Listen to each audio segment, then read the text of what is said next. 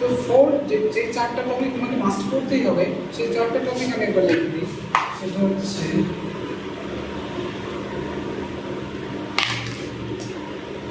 Parts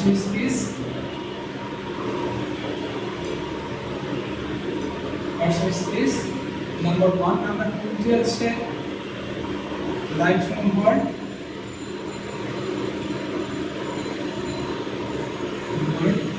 right from word বলতে আমি মনে আছে কন্ডিশনাল,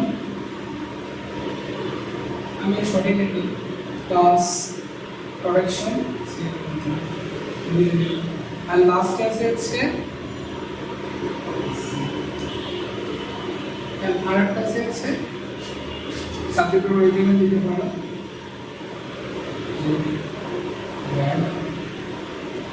এছাড়া সিকোয়েন্স রুটিন,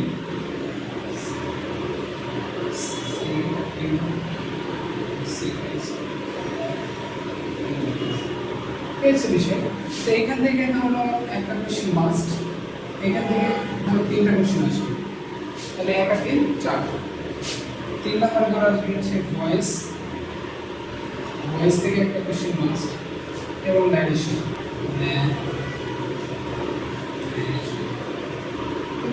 একটা।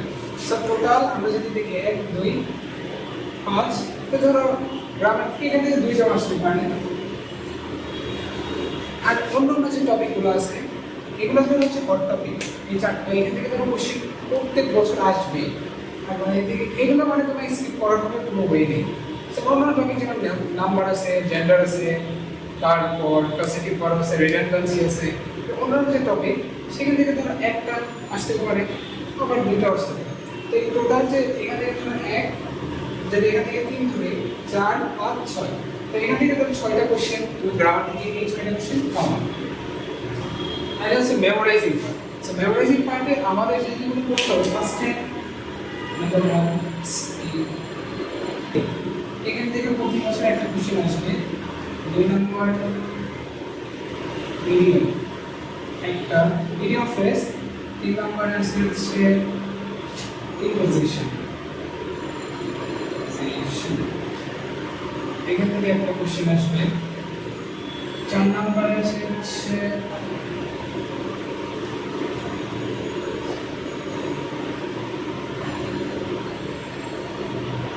Synonym plus antonym. এখান থেকে ধরো একটা হলে 2টাও আসতে পারে। সো মেমোরাইজিং পার্ট থেকে যদি আমরা ধরে নিই, তো মোটামুটি ধরো মেমোরাইজিং পার্ট থেকে আমরা 5টা কোশ্চেন কমন পাবো। 5 আর আগের 6, টোটাল 11। আর ওই যে টপিক যেগুলো ছাড়া কোশ্চেন, এখান থেকে একটা কোশ্চেন আসবে, কিছু 12, একটা বা 2টা আসতে পারে। তাহলে যেমন 13 যদি আমরা ধরি, আর পাশে আছে 2টা কোশ্চেন। এই 2টা কোশ্চেন কোথা থেকে আসবে? আমাদের ইংলিশ পার্ট। আচ্ছা, ফার্স্ট টাইম একটু ক্লিয়ার করব, সেটা হচ্ছে এই স্পেলিং। এটা বহু ইংলিশ পার্ট থেকে আমাদের যে বইটা আছে না, সেই বইতে বহু কমন পাবা। প্রিপোজিশনটা কমন পাইতে পারো, নাও পাইতে পারো। ইডিয়মটা সেম, কমন পাইতে পারো, নাও পাইতে পারো। কিন্তু সিনোনাইম এবং স্পেলিং 100% তোমার ইংলিশ পার্ট থেকে বইটা থেকে 100% কমন পাবে। আর এটা তোমাদের বই শেষে ইংলিশ পার্টের বই শেষে যে অনেকগুলো আমাদের এক্সারসাইজ নিয়েছে, সেখান থেকেও অনেক সুন্দর কমন পাবে।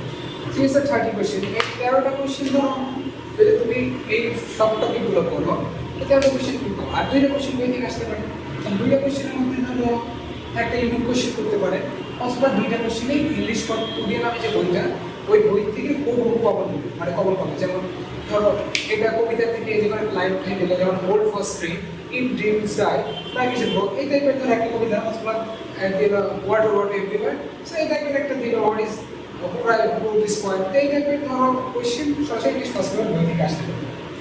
এবার আমাদের লাস্ট পার্টে এটা শেষ করবো, সেটা হচ্ছে রিটেন।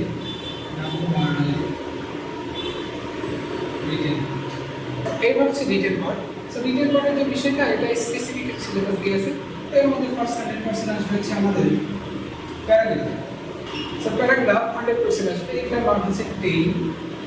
এরপর আছে হচ্ছে সেন্টেন্স মেকিং,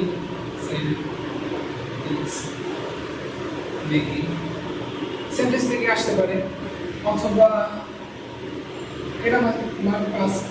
তো অথবা তোমার সেন্টেন্স মেকিং এর মধ্যে আসতে পারে আছে English to Bangla, sorry Bangla to English,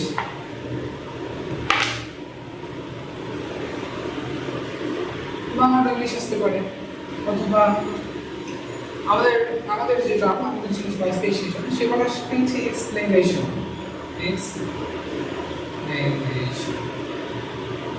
explanation যে এক্সপ্লেনেশন মূলত ব্যাখ্যা, অর্থাৎ একটা কবিতা বা একটা গল্পের লাইন উঠাইকে বলো যে এক্সপ্লেন দিস লাইন। সো এখানে তুমি এক্সপ্লেন বলতে আমরা যে 4/6 যে ব্যাখ্যাগুলো বলছি সেরকমই বিষয়টা। তো অথবা এখানে 5 এর story, complete the story, complete the story আসছে। তো এর মধ্যে প্যারাগ্রাফ 100% আসবে, সেন্টেন্স মেকিংটাও মোটামুটি ধরা যায় যে আসবে। এই পুরোর মধ্যে তুমি কমন পাবা। এখন এইটা বাংলা টু ইংলিশ আসতে পারে, এক্সপ্লেনেশন আসতে পারে, অথবা আমাদের কমপ্লিটিং দ্য স্টোরি আসতে পারে। সো এর মধ্যে তারা তিনটার মধ্যে যে কোনো একটা টপিক আসতে পারে। সো আই থিঙ্ক এগুলো যদি তুমি প্রপারলি পড়ো তোমার জন্য ইজি হবে। আই থিঙ্ক যদি তুমি এগুলো প্রপার ওয়েতে পড়ো তাহলে আই থিঙ্ক রেসিপি করতে পরীক্ষায় তোমার জন্য একটা ভালো সাকসেস আশা করা যায়। সো আজকের ক্লাসে দেখো ইনশাআল্লাহ আমরা দেখা করবো ক্লাসে। আসসালামু আলাইকুম।